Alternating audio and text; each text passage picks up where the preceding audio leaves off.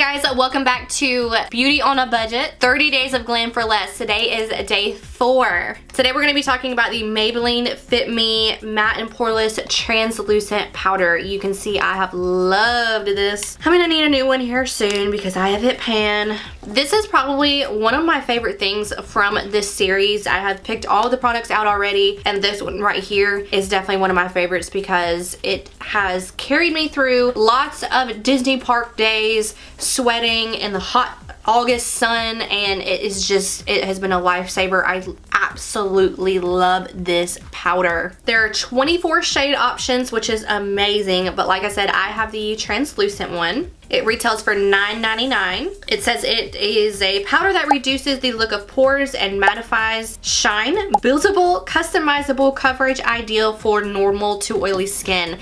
I do have very normal skin, but in the winter time like we are in now, it can be a little bit more on the dry side, but I have not had a problem with this powder. I'm just going to put it on my face and let it speak for itself. I don't think I need to say much about it. You will literally be able to see for yourself how great this is. You can see just how it mattifies my skin.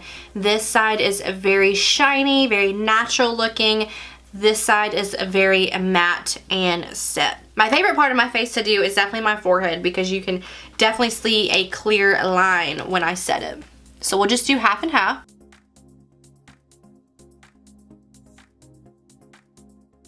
Shiny, not shiny.